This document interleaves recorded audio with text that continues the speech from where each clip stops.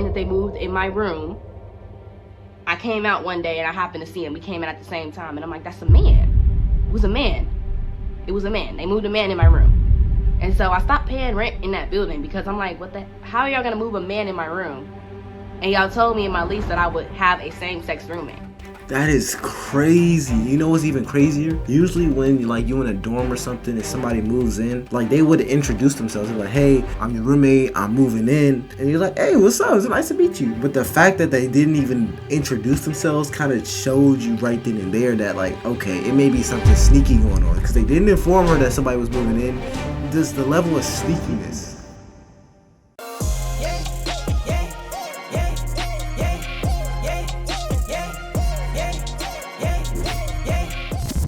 My walk away story because I was 100% Democrat. I was on the Democratic plantation and I was happy with that. So let me go ahead and tell y'all this story because it's a little crazy.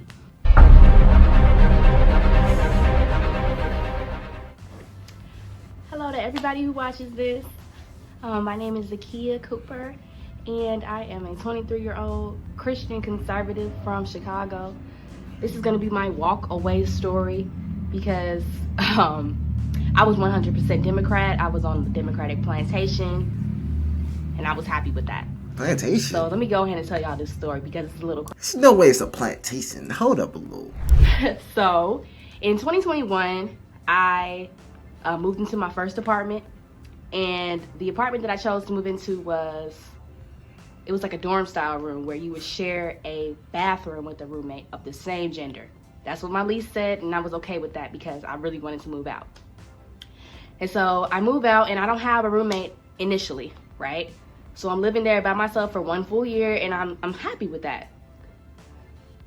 A year passes and I slowly noticed that the bathroom that I had to myself is showing signs of being used by a man because I'm seeing that the toilet seat is up.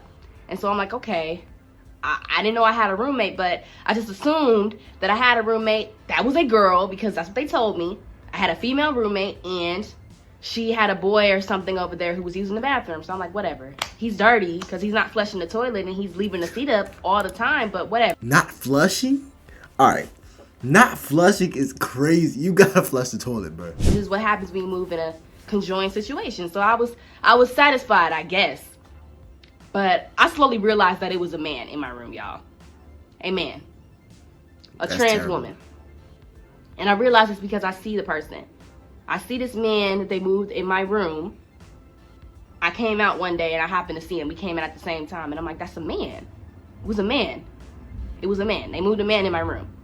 And so I stopped paying rent in that building because I'm like, how are y'all gonna move a man in my room?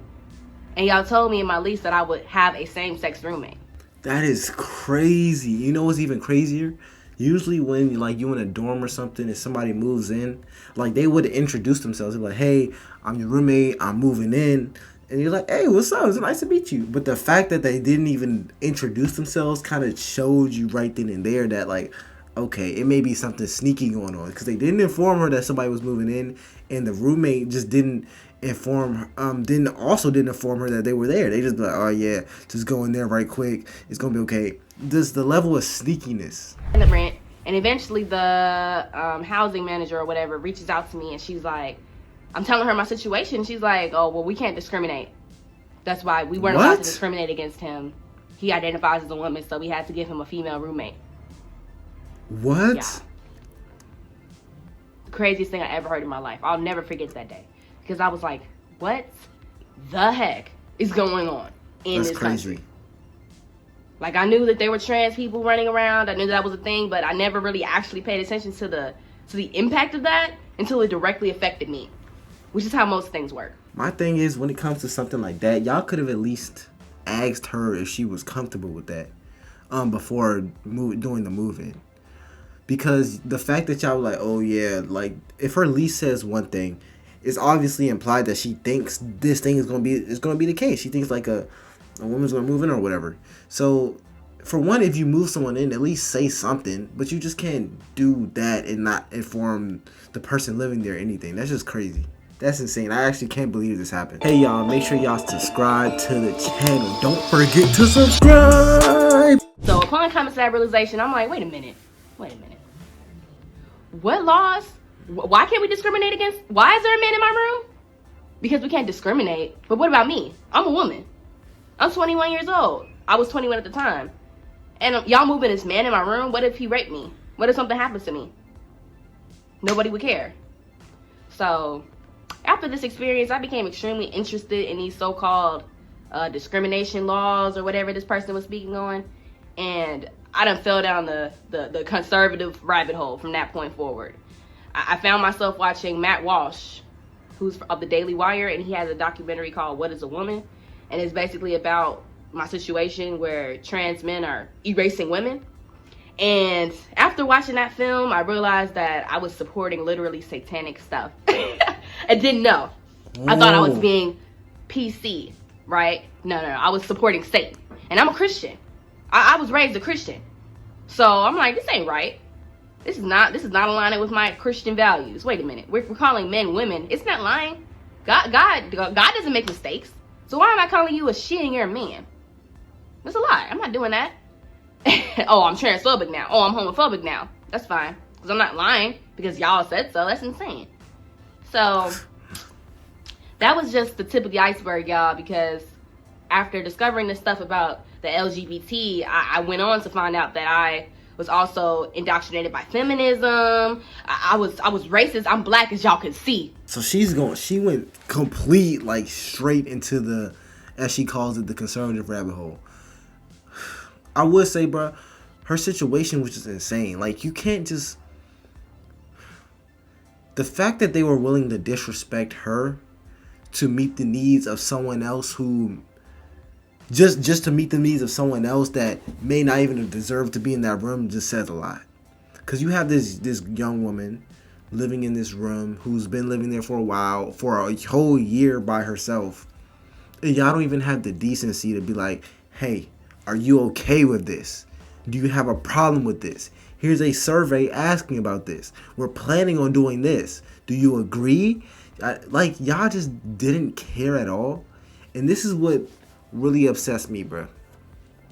It's like y'all willing to bulldoze, like, what is it, bulldoze? I forgot the phrase. Whatever. Roll over people in her situation just because to make someone else feel good. And that's not fair. It's beyond not fair. It's not right. Right. So it's not okay for blacks to be Republicans, let alone wearing a MAGA hat in public. Come on now.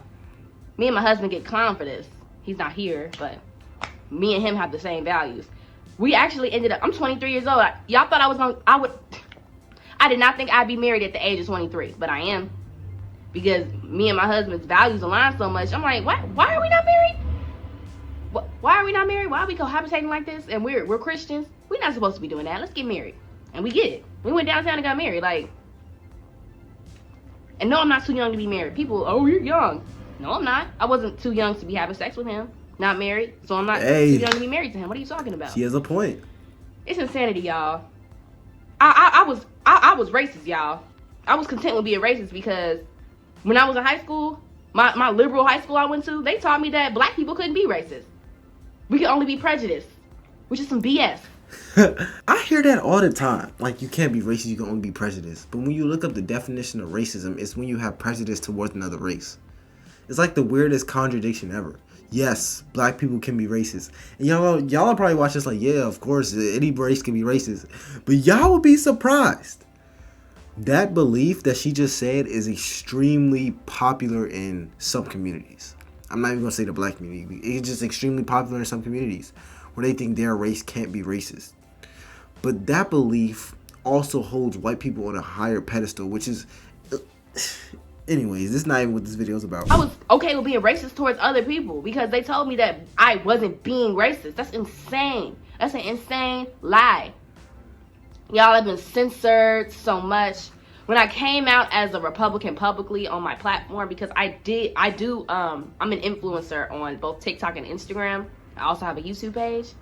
And the initial purpose of my platform was to uplift people with natural hair. Because as y'all can see, this is my real hair. These are locks. And, you know, in my community, most women don't like their natural hair. So that's something I've always noticed. And so that's what my platform was initially focused on, you know, engaging with people, telling them that their hair is beautiful. God didn't make a mistake with your hair. You were born with natural kinky hair. You need to learn to love it. Don't give your baby a perm. That's insane. That's self-hate. And I slowly realized that there are deeper issues in our community. Yes, the hair is also an issue, and I'm always going to talk about it, but black people are racist. Bro, she's speaking, bro. She's really spitting, bro. Like, it'd be times where I would do videos and I would just wear my hair. I don't really got that much hair now because I cut it. But if y'all go back, I used to have like the big bush or like, you know, just different hairstyles. I used to just wear it out. And people be like, oh, you ain't brush your hair or blah, you ain't brush your hair. Make sure you brush it. Like, why? Why do I always have to do my hair or have my hair look in a certain way to record a video? Like, of course, as a human, I want my hair to look nice, but it's not like other races don't obsess over their hair like this. Why do I have to obsess over hair just to turn on the camera and record a video? Or why does my hair have to look perfect every day for me to go outside? It always has to be brushed. It always has to be conditioned with some $30 conditioner, curl beautifier. Like, bruh, I'm tired. Like, I'm just tired of all these standards when it comes to hair, bro. Especially for my community. Like, I think our hair is beautiful. I think it's naturally beautiful. But yeah, she has a point, bro. Like, we could be racist even to ourselves, which is insane. And I realized this because this is how I made my social transition, right? Because I was like a conservative to myself. Only me and my husband were talking about it. We didn't have any MAGA hats or anything, but we were definitely conservative based. So I posted a video on my TikTok at the beginning of the summer, and it was about, because there's a whole conflict in the black community, if you're not aware, where it's considered cultural appropriation for a non-black person to wear like box braids or dreadlocks like mine, or basically any other black hairstyle. If a white person wears it, then they're gonna get bullied and attacked. And so I think that's very wrong. That's very racist. And so I spoke out against it publicly. I'm like, you know, y'all are racist. Y'all are telling a white girl she's not allowed to wear braids because she's white. That's racist. You're telling her she can't do it because of her race. Y'all, I was cyberbullied for this. I had so many people calling me so many slurs. You calling me Uncle Ruckus. I've been called Clarence Thomas's daughter, Candace Owens Jr., Coon, etc., etc., etc. Y'all know the slurs. So that's when I realized I was right. I'm on the right side of history, because I'm like, y'all are cuckoo. Absolutely cuckoo, racist, and I'm not for it. I don't support that. So I'm extremely happy that I escaped the Democratic plantation, the socialist, communist, Democratic plantation that I was trapped on, because when I started voting at the age of 18, I asked my parents what to vote for. They told me Democrat, and so I voted Democrat. My biggest question is, why is a political ideal, I can't say the word right now. I'm not gonna hold you. Why is a political ideal tied to my race? Like, why is being a Democrat congruent with being black? I don't really understand that belief. It's just kind of weird to me. Like, I get if you're, I'm not saying like you shouldn't be, you know, a Democrat if you're black or whatever the case. I'm saying, like, as a race, like, why you should be able to support whatever you think is right. Like, if you want to be a Democrat, then be a Democrat. But it shouldn't be, I'm a Democrat because I'm black. Like, that's just kind of weird, you know? Little did I know, I was literally voting for communism.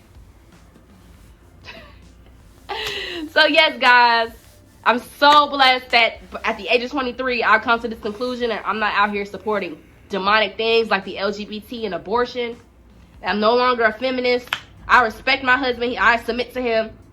And I'm content with that place. I cannot wait for us to be fruitful and multiply, because that's my purpose on this earth. And I'm so happy that I found this platform, because I'm eating all y'all stories up. So, yes. Thank you guys so much. Hey, man. Y'all heard the lady. She has her beliefs. If she believes it's the right step for her, then if she's walking in God's will, then, you know, that's what God has for her, bro. If you have any suggestions for me, comment down below. I'll see y'all next one.